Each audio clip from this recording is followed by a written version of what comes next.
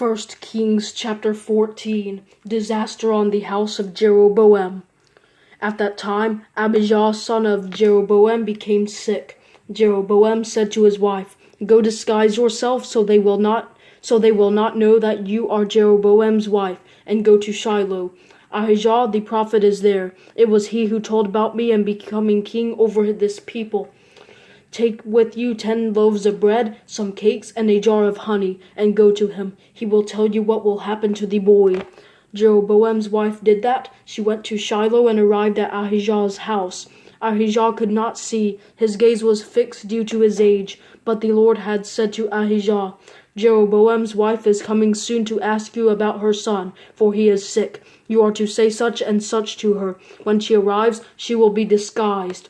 When Ahijah heard the sound of her feet entering the door, he said, "Come in, wife of Jeroboam. Why are you disguised? I have bad news for you.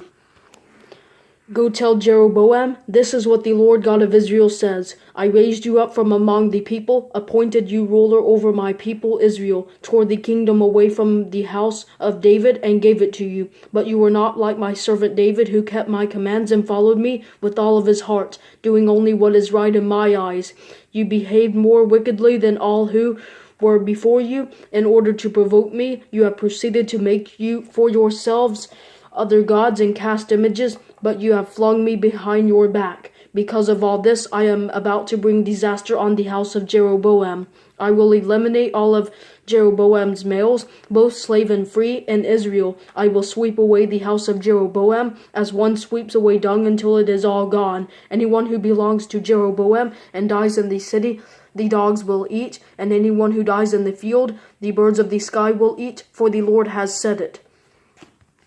As for you, get up and go to your house. When your feet enter the city, the boy will die. All Israel will mourn for him and bury him. He alone out of Jeroboam's house will be put in the family tomb, because out of the house of Jeroboam, the Lord God of Israel found something good only in him.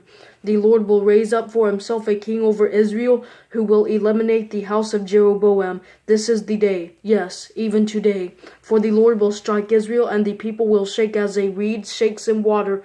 He will uproot Israel from this good soil that he gave to their ancestors. He will scatter them beyond the Euphrates, because they made their Asherah poles, provoking the Lord. He will give up Israel because of Jeroboam's sins that he committed and caused Israel to commit. Then Jeroboam's wife got up and left and went to Tirzah. As she was crossing the threshold of the house, the boy died. He was buried, and all Israel mourned for him, according to the word of the Lord he had spoken through his servant Ahijah the prophet. As for the rest of the events of Jeroboam's reign, and how he waged war and how he reigned, note that they are written in the historical record of Israel's kings. The length of Jeroboam's reign was 22 years. He rested with his fathers, and his son Nadab became king in his place. Judah's king Rehoboam. Now Rehoboam, Solomon's son, reigned in Judah. Rehoboam was 41 years old when he became king. He reigned 17 years in Jerusalem, the city where the Lord had chosen from all the tribes of Israel to put his name. Rehoboam's mother's name was Naamah the Ammonite.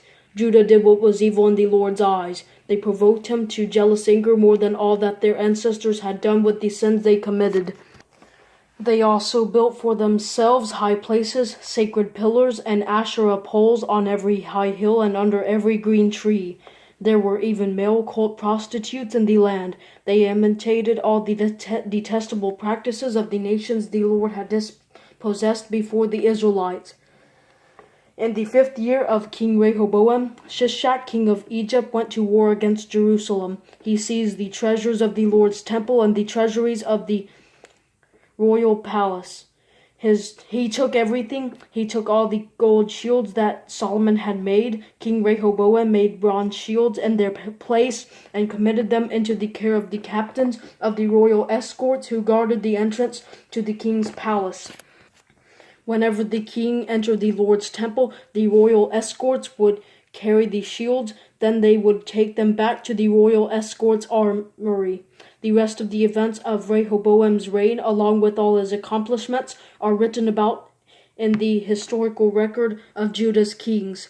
There was war between Rehoboam and Jeroboam throughout their reigns. Rehoboam rested with his fathers and was buried with his fathers in the city of David. His mother's name was Naamah the Ammonite. His son Abijam became king in his place.